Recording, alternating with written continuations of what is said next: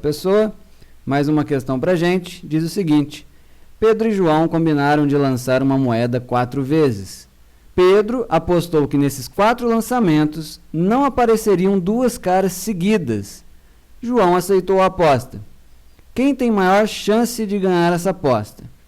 Bom, primeira coisa, a gente pode tentar pensar em quantos resultados possíveis eu tenho, né? Qual seria o espaço amostral desse experimento?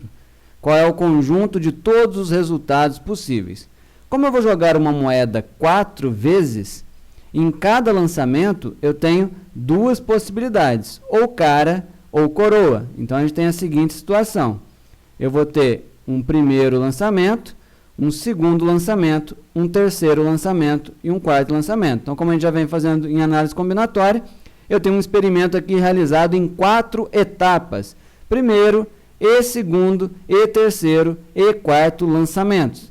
Eu posso fazer o princípio multiplicativo, considerando quantas opções eu tenho em cada lançamento, cara ou coroa, 2 opções, cara ou coroa, cara ou coroa, cara ou coroa.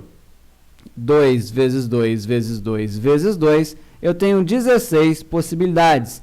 Esse é o número do meu espaço de elementos do meu espaço amostral, né? O número de elementos do meu espaço amostral. A gente pode usar a letra maiúscula grega ômega, ou a gente pode usar a letra maiúscula S, tá? Uma outra diferença em notação aí, que vocês já vão começar a ver daqui a pouco, é a quantidade de elementos. Eu posso escrever assim, ó, colocar um Nzinho, entre parênteses o nome do conjunto, então a quantidade de elementos do meu espaço amostral, ou colocar essa cerquilha aqui e colocar cerquilha ômega, significa o número de elementos do meu espaço amostral, ok?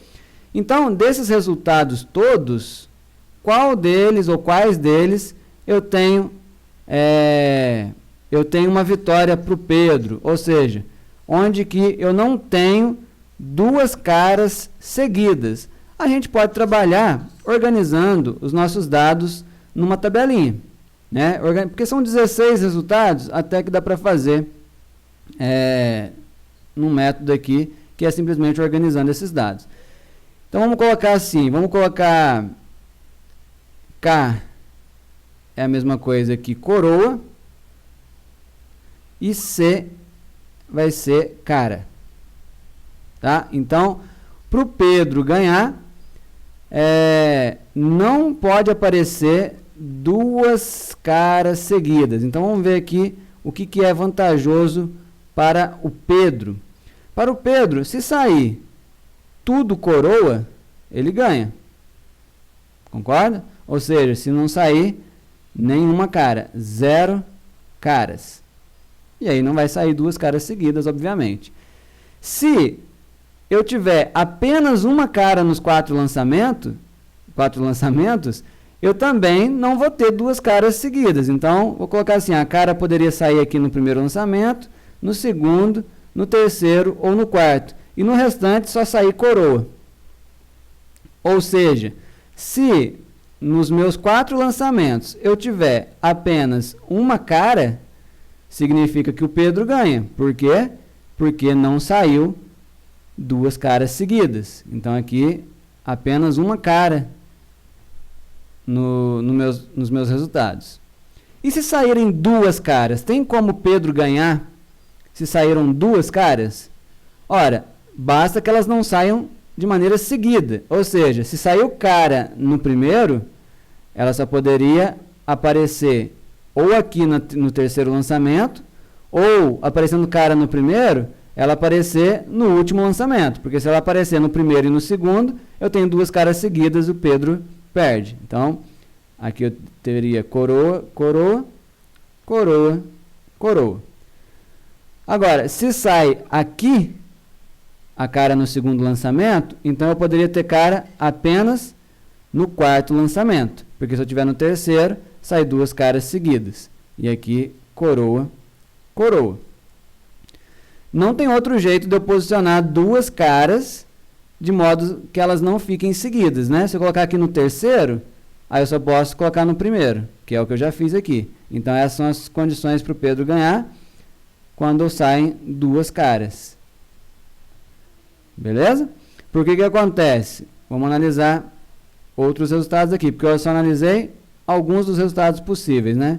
Vamos analisar aqui, e como eu já sei o que vai acontecer, já vou colocar aqui que essa tabela é do João. Vejam só, duas caras, ainda tem outras maneiras de colocar duas caras, né? Poderia colocar duas caras assim, poderia colocar duas caras assim, ou poderia colocar duas caras assim, né?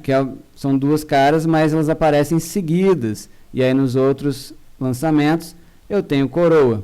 Nessas condições, quem ganha é o João.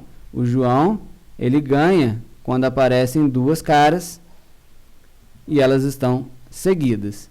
Se aparecem três caras, com certeza o João vai vencer. Por quê? Três caras significa que eu tenho apenas uma coroa. Então essa coroa poderia ter sido obtida aqui, aqui, aqui ou aqui. E aí as três caras estão nos outros lançamentos. Cara, cara, cara. Percebam, pessoal, que quando eu faço a tabelinha, fica fácil para eu não me perder nos dados, para não me perder nos resultados todos possíveis, porque há uma organização, né? O Cristiano já vinha falando com vocês em análise combinatória sobre essa organização dos dados e como ela é importante. O que sobra aqui para a gente?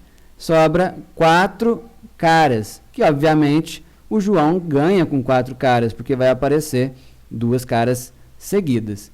Então percebam que aqui nessa primeira eu tenho 8 resultados que são favoráveis ao Pedro, e aqui nessa segunda tabela 8 resultados que são favoráveis ao João.